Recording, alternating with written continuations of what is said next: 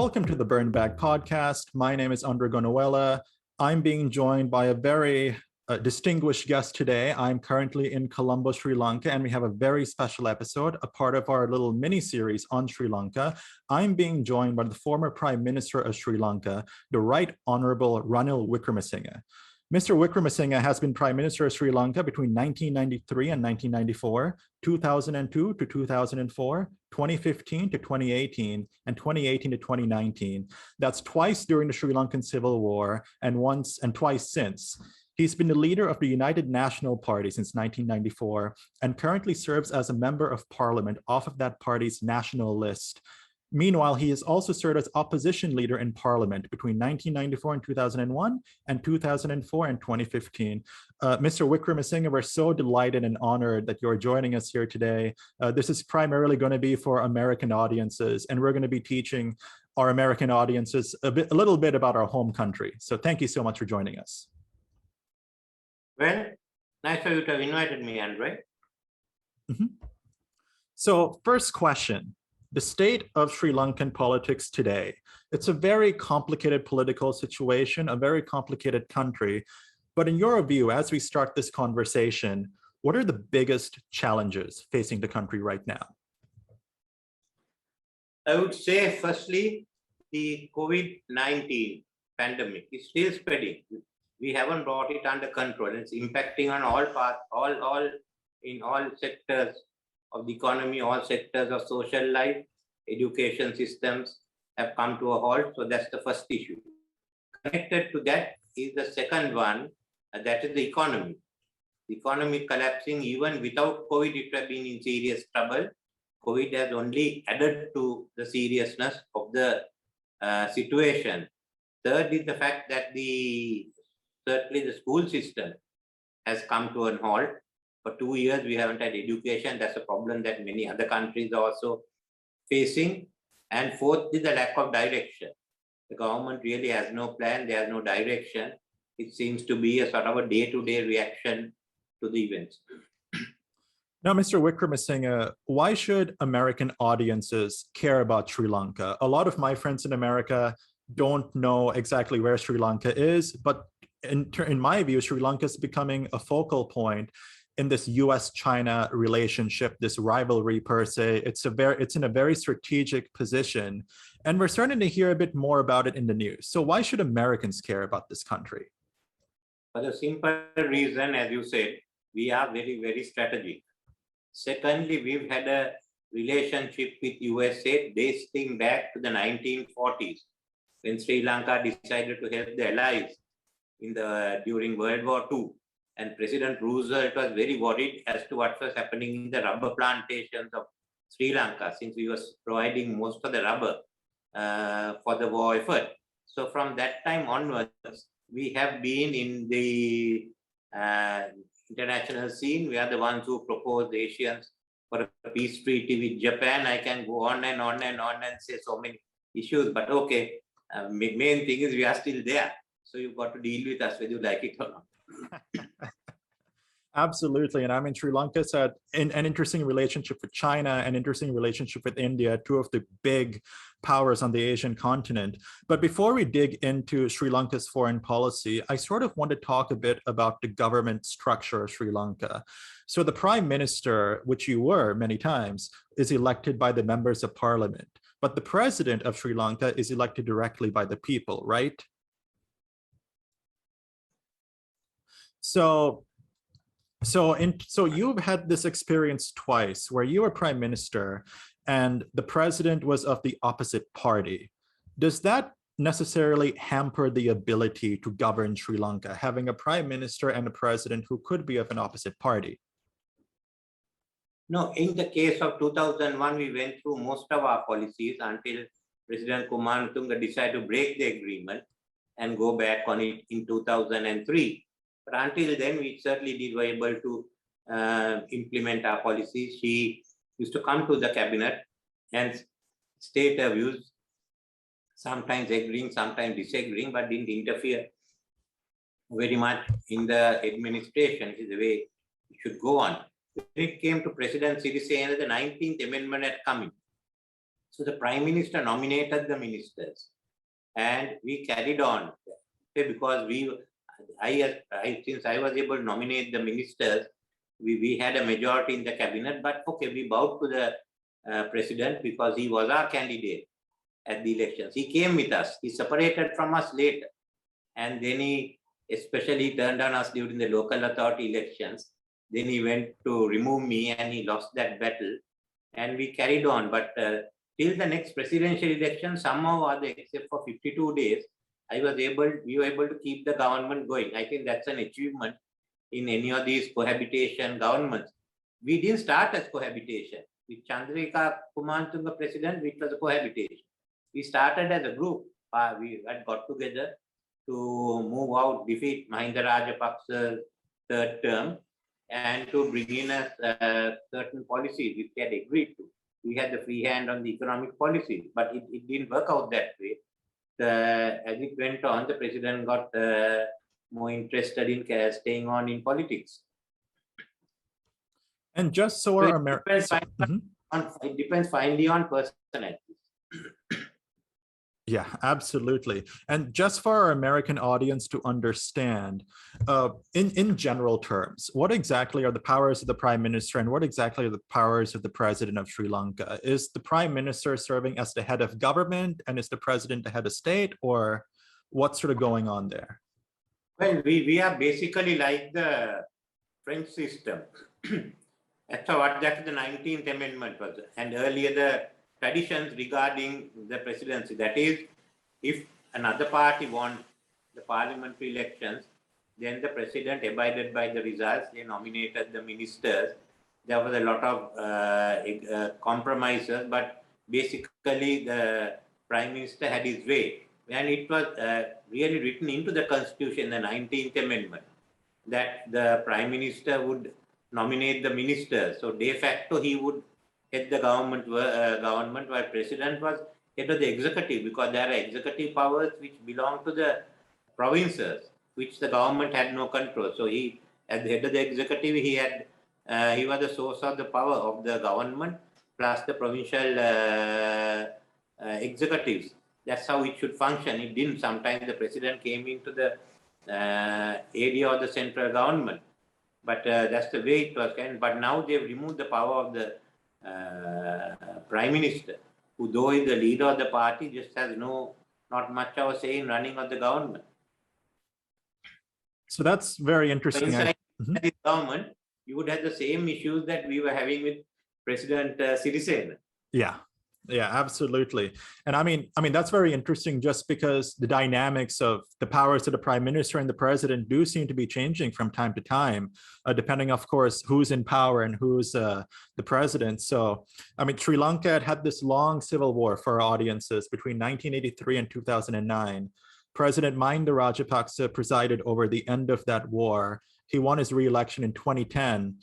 And I think between 2010 and 2015, a lot of us Americans didn't really, hear about the Sri Lankan Prime Minister all too much.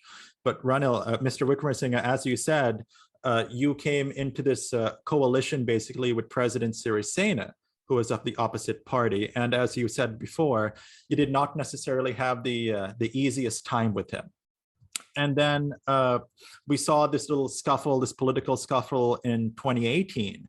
But in 2019, in April, we saw the Easter bombings that attacked Sri Lanka, ISIS-linked attacks that attacked churches and hotels on Easter Sunday.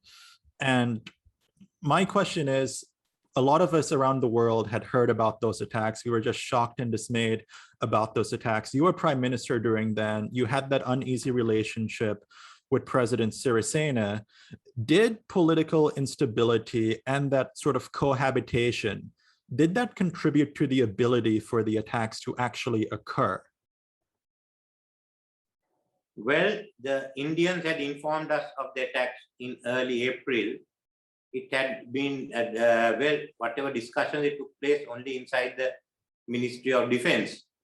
Unfortunately, at that time, the Ministry for Law and Order was also under the President. The original agreement was that it should be under the Prime Minister. But after the 52 days, he wanted to keep it under himself until a investigation into an assassination attempt on him was to be over, and that was concluded only in March, as soon as the new year, and we wanted to take it over after the new year. So if it had been under a separate minister, we certainly would have acted at that time, I would say. But it wasn't, and what happened in there, I don't want to comment. There have been commissions and there have been select committees of inquiry. But if it had been with us, we would have gone into it once the information was received by the police. So it certainly does sound like that these two ministries were under the purview of two different leaders. One was under the president and one was under the prime minister, right? Well, I would say no, one was under the minister, nominated prime minister, but he worked with the president too. There was no major issue. We worked with the president. Okay. And then with regards to those Easter bombings, I think that was the first time I had really heard of ISIS and Islamic-linked militants in Sri Lanka. What exactly was the threat of Al-Qaeda and ISIS in Sri Lanka before the Easter bombings? And what does the threat look like now? Is the threat still existent? We were able to handle the Al-Qaeda from the time it broke out, and even after, especially after 9/11, we cooperated, the government cooperated very closely with the US administration. That was the request that President Bush made of me. And so we did, even the successive governments did that. With IS also, we were careful, and this was the first instance we had of Syria. We had earlier evidence of people who went and fought with the IS in Syria. They kept a tab on the intelligence agencies, and they always said, look, we went to fight there because the crusade was on. We had no problems here in Sri Lanka. So the IS, this other group was a separate one, which got indoctrinated through the online indoctrination, very much like your Boston bombers. And then they decided to go out on their own, funded, but they had taken the oath of allegiance to ISIS. So at this stage, there were a large number of people from outside who came in from the different intelligence agencies.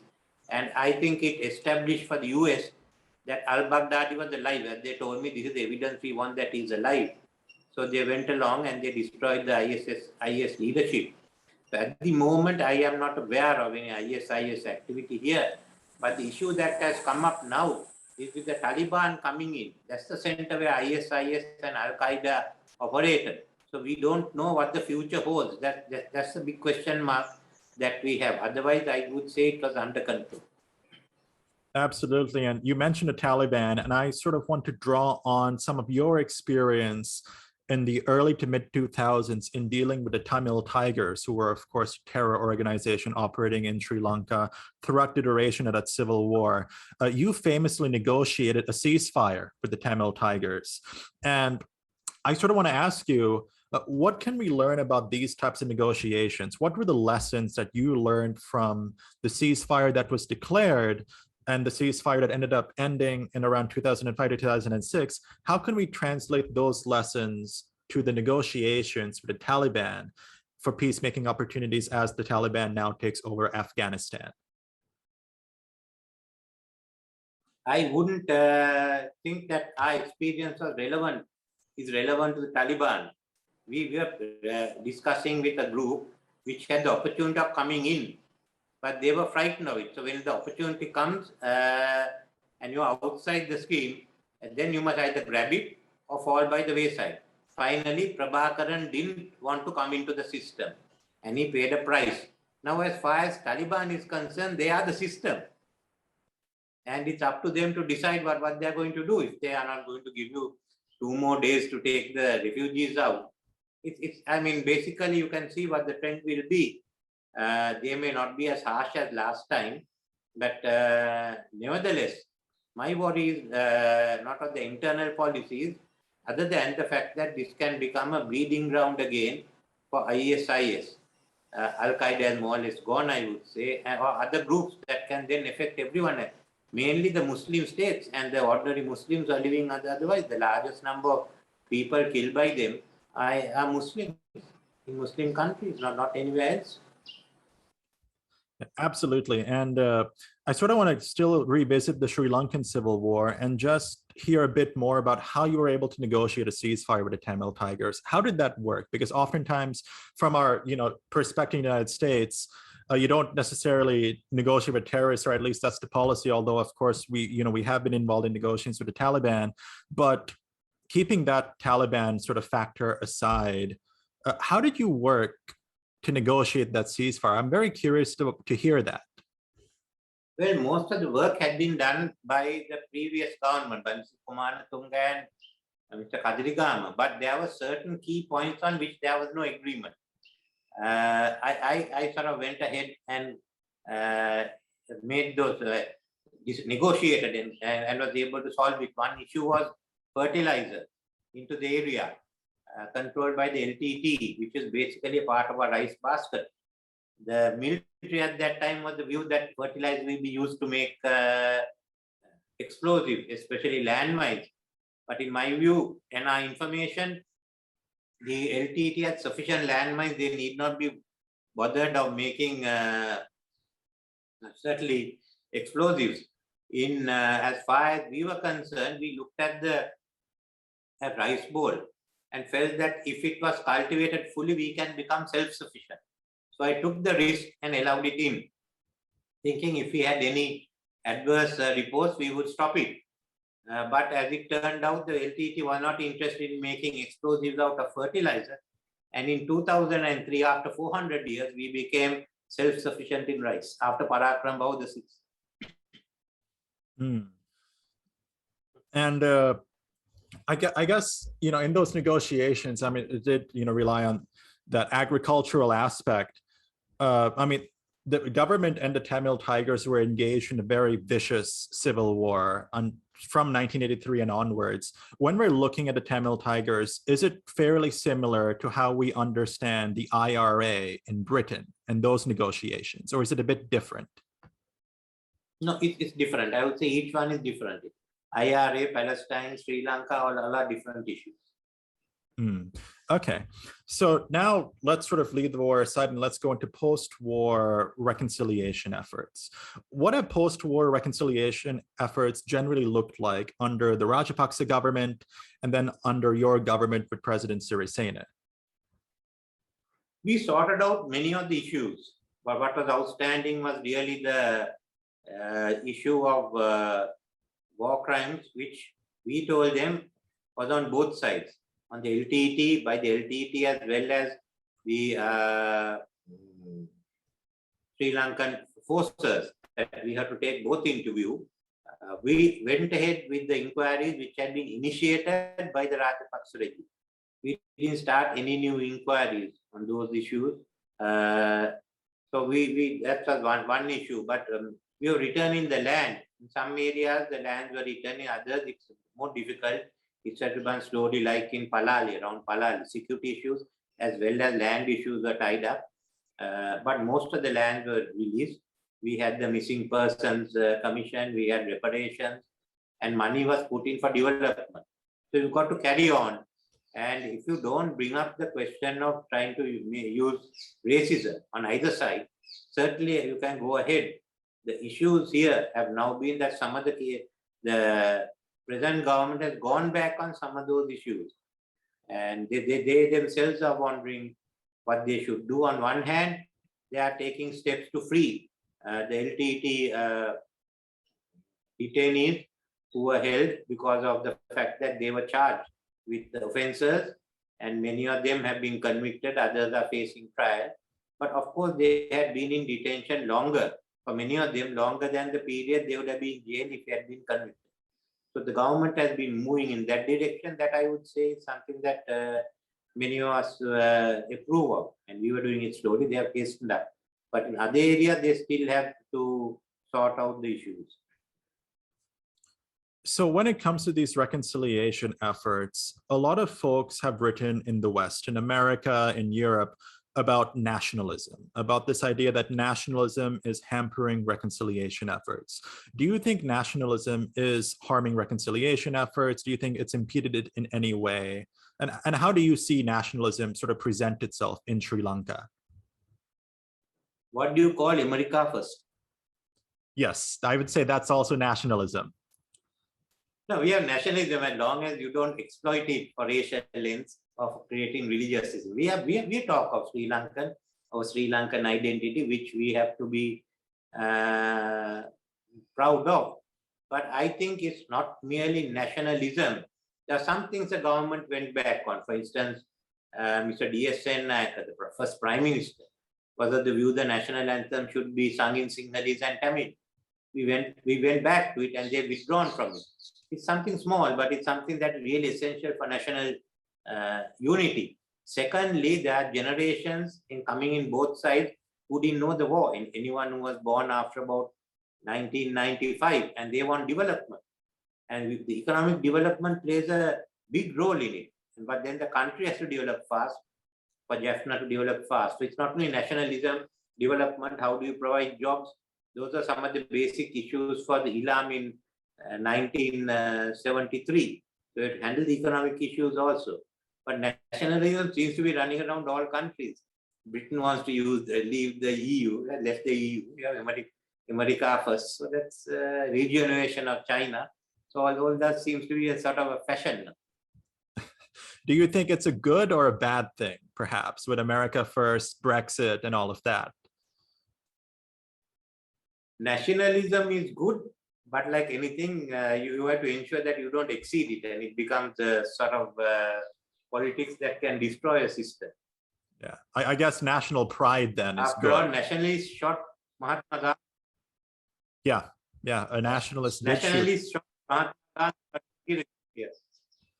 Yeah, absolutely. And I think that can show the dangers of it, but also perhaps, national pride and so on are certainly good things. Yes. When it also, I mean, just... I remember this. Oh, can you see by dawn the light? That's a good aspect of nationalism. Yeah, absolutely. But sort of, I mean, just this last question on the conflict and the reconciliation in the West, people have called for accountability. There's this stuff involving, the United Nations, the UNHRC, and so on regarding these investigations. What's your perspective on those investigations for war crimes and so on? Accountability was a question of violating the Sri Lankan law. The Rajapaksa government agreed to it and they started certain investigations. They stopped. We just went ahead with it. But remember, accountability is also part of the LTT itself should be held accountable, as all the countries agreed. Unfortunately, the leaders were no longer there. So you had a very one-sided issue that there was accountability which was being investigated on the side of the government, but not on the other side. Now what they have done, of course, is the government has also brought in some of the people responsible for it, for the on the LTT side into the government. So actually you must ask them what they mean by accountability. But we did have a problem which we are discussing, the issue of going in for trials on one side and not going for issues on the other. While we started the investigations and the trials were started, this was one of the major issues that we had to face going forward. Yeah, absolutely. And I think when we've seen geopolitically these calls for accountability and so on, we've seen the US get involved, the UK get involved, but we've also seen China and Russia involve itself. And it sometimes seems to me that some of this stuff is sort of falling within that US-China relationship or the rivalry. For example, China vetoing certain resolutions, the US proposing certain resolutions, depending on the government in charge. But now I want to move into more of this broader geopolitics, the US-China relationship. How does the US-China relationship impact Sri Lanka? We've seen tensions with China and the US grow in recent years under the Trump administration since COVID, and even continued under the Biden administration. We're also seeing China really involve itself in investment in Sri Lanka. So how should we consider Sri Lanka's place in what's becoming this new geopolitical rivalry? Well, Sri Lanka has always been, since World War II, Sri Lanka has been playing what happens in this region. We were there for the Asian Relations Conference called by Mr. Nehru before Prime Minister. We called the Colombo Powers Conference. We were one of the parties responsible certainly for the Bandung Conference. Then we were a key player in the non-aligned movement. And we've been dealing with China and with USA both. You know, during the war, it was under President Reagan who got us together with China, Pakistan, and Israel to fight that. That alliance was backed by USA. And that time everyone was together, but politics have changed. And now we find also, okay, now China has come as the world's largest economy, PPP wise, it will be very soon on a nominal basis. And there is a big rivalry in the Asia Pacific, in the Pacific Ocean. Now you extended this out into the Indian Ocean. So what you're asking us is to balance ourselves. As far as we are concerned, China is a friend, so is US. We both have been friends. So is India. India is more than a friend. We and India have been together for thousands of years. So we've learned the art of balancing. As long as the government doesn't overreach itself, we can somehow get along. So one of the big questions and criticisms that US policymakers have made about Chinese investments in Sri Lanka is this assertion that these Chinese loans at high interest rates are driving Sri Lanka into a debt trap, as they call it. Do you believe that Sri Lanka is in a Chinese debt trap? No, we have a debt crisis, but the bulk of our borrowings have been on the international market, and that's really the issue. The bilaterals, China is the largest, but still is small. And unless we sort out the international market, that's the London club, you won't be able to get out of it. The Paris club. And China are smaller than the London club. Mm-hmm. So when we're looking at these investments, for example, China, there's this famous New York Times article called How China Got Sri Lanka to Cough Up a Port, that refers to the Hambantota Port in the south side of Sri Lanka. China also has this 99-year lease on this port city that they're constructing in the capital of Colombo. How does that affect Sri Lanka's sovereignty? Does it affect Sri Lanka's sovereignty and its independent nature? Well, Port City was given on a freehold. I changed it to a 99-year lease because our policy was not to sell land to a foreign government, but only to lease it up. And therefore, we made it into a foreign agency. So we made it into 99 but that was going to be the new business district of Colombo. As far as Hambantota was concerned, it was a white elephant. And we had agreed at the election that Colombo Harbour will not fund Hambantota. And I told the Chinese, we can't pay for it, we are going to sell it. They only asked us, they said, let us be the first lot of bidders. If you are not satisfied, go elsewhere. And they came along with a billion dollar offer, which the Treasury said was good. We wouldn't have got it from anyone else. So we accepted it and leased it out to China. But actually, the whole security is in charge of Sri Lanka. And the Southern Command is moving in there. When I first discussed this with the Americans, I wanted to go immediately from there to US, but President Obama didn't think it was urgent enough. So there's no cause of complaint there. This came up after President Trump brought it up. And one of the generals came and asked me, what will you do if the Chinese come in and take over? Well, I said, if they come with a division or two, I'll have to think of it. Otherwise, we have a division station in Hambantota. So do you think it's possible? The only issue that we have to bring up our anti-submarine patrolling to some standards.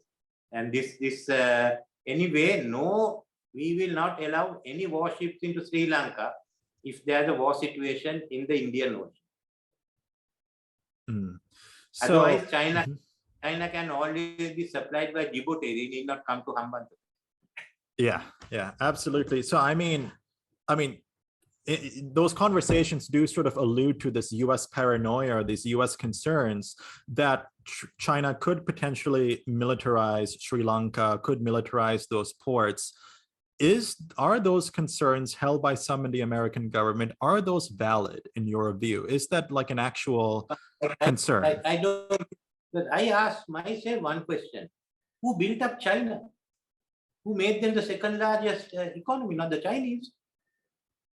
Who came and invested there? Who brought everything there? So why are you asking me? If the American car companies sell more cars in China than USA, just answer that question. Then you can thereafter look at what we have to do. Sure, definitely. So when we compare Chinese investment versus American investment, are some of these investment deals that have been proposed from both China and America, are there conditions imposed on it? Are Chinese investments unconditional? Are US investments conditional? What does that generally look like? No, Chinese investments, there can be commercial conditions with which you can't, any investor will have, so for the US, but not otherwise. The fact is that USA was willing to come, willing to help us on the, basically with the Millennium Challenge Corporation, and this government rejected it. Otherwise, there are some very good plans, and we are working on mainly the traffic system in Sri Lanka. How the government could think that the traffic system in Sri Lanka was going to help the Chinese, I didn't know, unless they thought that someone is going to sabotage the traffic system in a time of crisis. So we have also had this paranoia about what happens. But generally, the conditions are virtually commercial conditions. But when you come to that, as you know, American investments are far more stricter in coming into Sri Lanka or any other country, looking at the ease of doing business. So the standards are higher.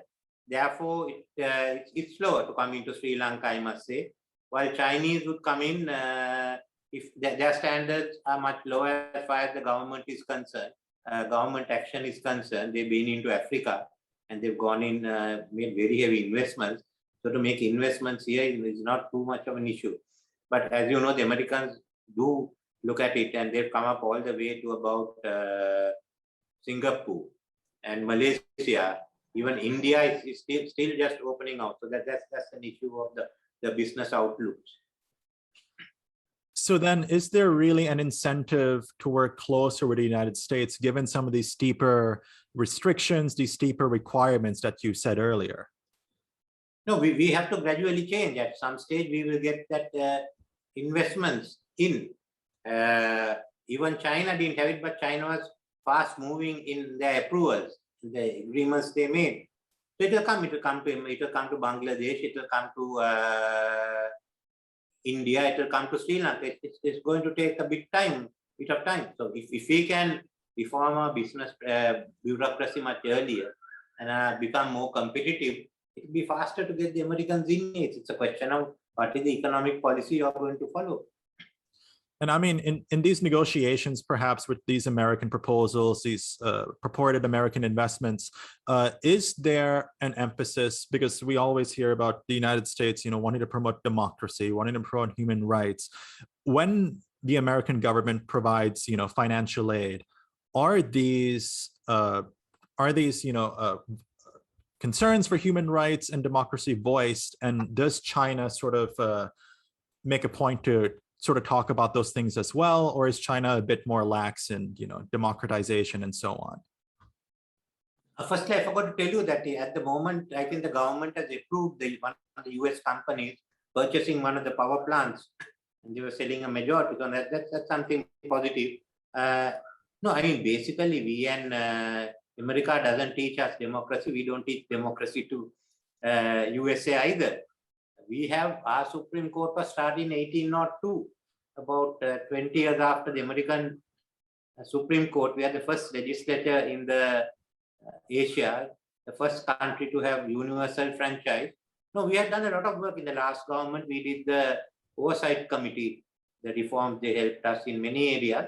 China doesn't take it up. China says your government system is your problem, not ours. Our problem is our governing system. So they are not coming to it. And actually, the international department of the Communist Party maintained contact with all the political parties in Sri Lanka. So in terms of which country has paid more attention to Sri Lanka, has the United States been as willing per se? Have they paid as much attention to Sri Lanka as China has? I mean, we hear all about China, as you said, more investments from China, and we saw it sort of this government, the current government, declined the Millennium Developmental Goals and that assistance from the United States. But has the US been as willing as China? Have they paid as much attention as China to Sri Lanka? US has been involved in Sri Lanka even before the World War II, during World War II, before independence. And we've kept that. It's a long-standing relationship.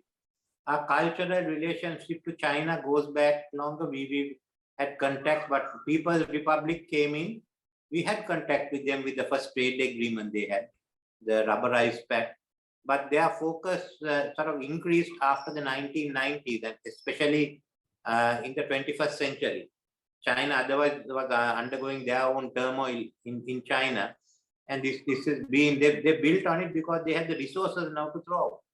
And they could build, they could go ahead. But I must say, during the armed struggle and the war we had with the LTT, both US and China helped us a lot.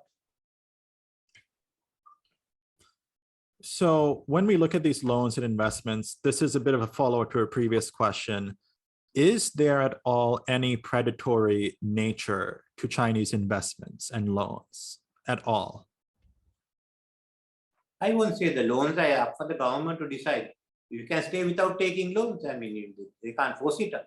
But as you find, many developing countries are cash strapped and they take the loans. So they must then realize that they shouldn't get into any debt trap with anyone. So that's how we've had the Treasury and our External Resources Department during our time negotiated to ensure that we had a proper balance. Japanese loans are much lower interest rates, but it takes a longer time. Chinese ones are faster, though it's a high interest rate. So any government has to sort of mix the two. Mm-hmm. And I guess something we've often heard in the American media in their coverage of Sri Lanka and Sri Lanka's politics is that we've heard of the Rajapaksa government, the current government under President Gotabaya Rajapaksa and Prime Minister and former President Mahinda Rajapaksa as being pro-China per se. We heard about you sort of being pro-West, pro-US. Are those accurate terms to sort of define the political cleavages? Well, they did have, I mean, they started getting the aid and loans from China during President Rajapaksa's time, but that was all the time that China was giving money out. This government, what they have done really is they have cancelled the projects with India and Japan and US. Now that's they've got to explain. They cancelled the East Terminal, which we had agreed to work with India, having Indian and basically Japanese investments.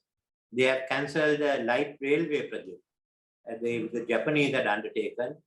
We still have to get going with the LNG plants and the floating terminals. There's been some issues. I was spoken to the government about getting these things sorted out. The oil tanks in Trincomalee and the third phase of the Kandy Expressway. What happens in this instance is that also other contractors and other interested party gets in, they try to talk to the officials. So even during our time, I did have a problem chasing the people who are trying to intervene, but we have to sort this out.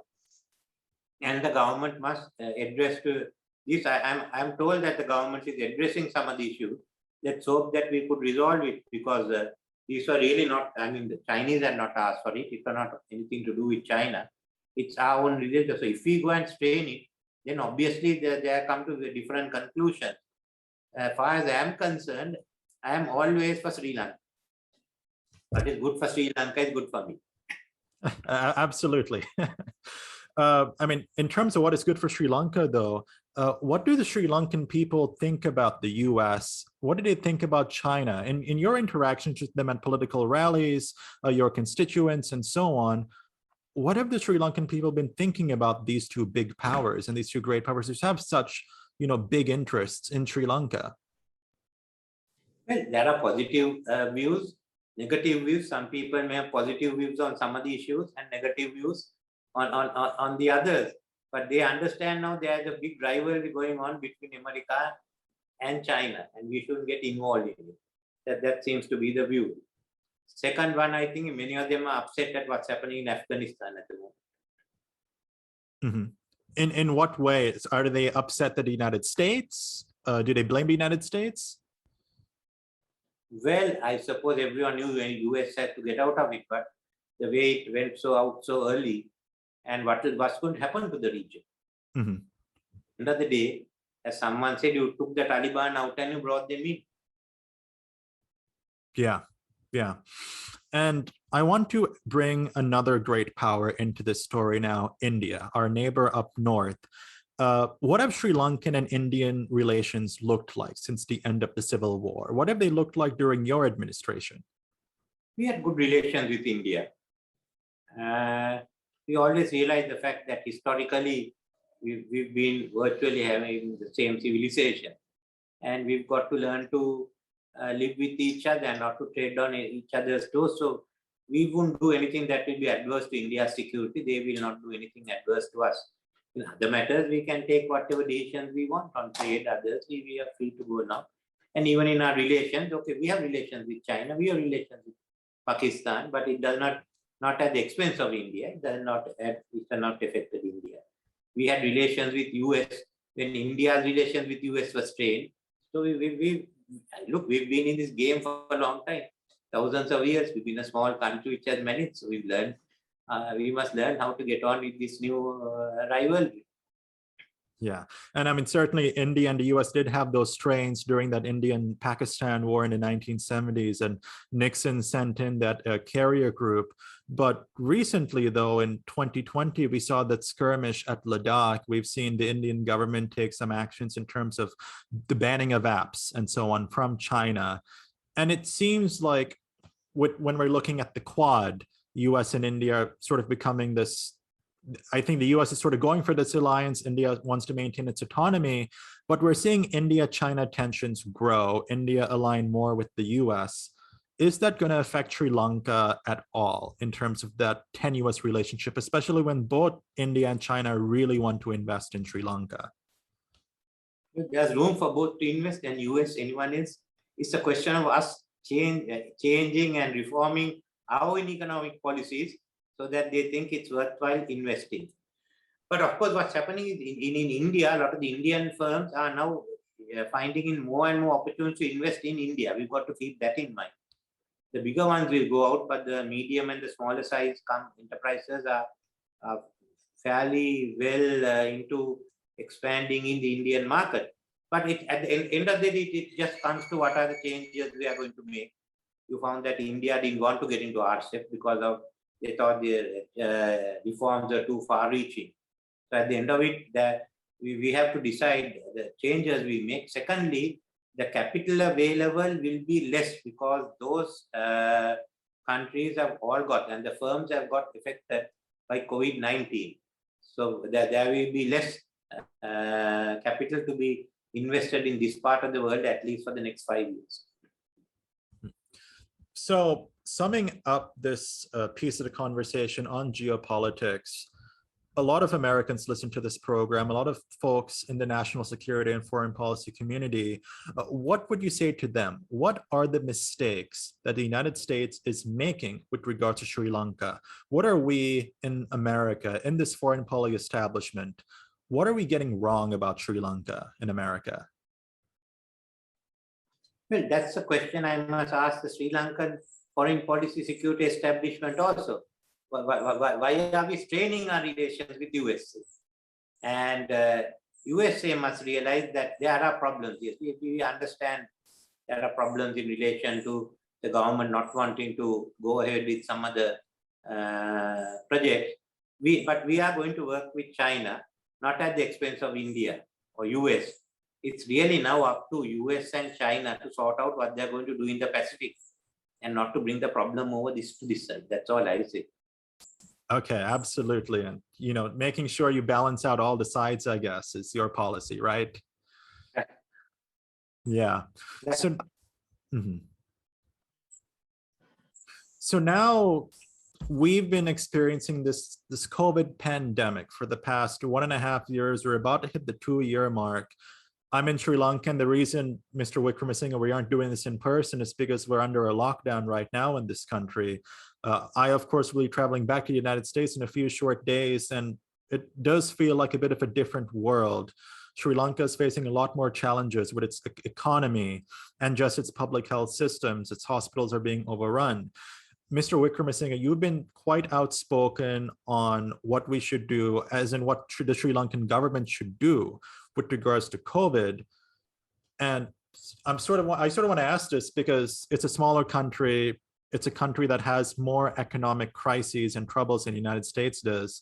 So how can a country like Sri Lanka balance out public health lockdowns with economic difficulties that this country is facing right now? No, as far as the economic difficulties are concerned, we have to go to the IMF. It's too serious. We've allowed it to run along, and we made it that serious, that we have no option but to go to the IMF. So as far as the lockdown is concerned, we'll have to go ahead until this wave is over. And well, you will have another wave next year. So we have to realize that there are going to be cycles as far as Sri Lanka is concerned, or any other country. So let's first put health security into order. If you don't put health security into order, we will always have economic issues. Until this lockdown came, many firms are not even functioning at 50% efficiency. As you know, the retailers were closing up. So there wasn't that much economic activity. The harm done by not closing down is greater than the economic harm done by closing down. But at the end of it, we have to get support from outside to carry on. And that means having to go up to the IMF. If you don't go to the IMF, certainly you will have a big economic crisis on it. So why exactly is the Sri Lankan government reluctant to go to the IMF to obtain structured assistance to sustain this economy?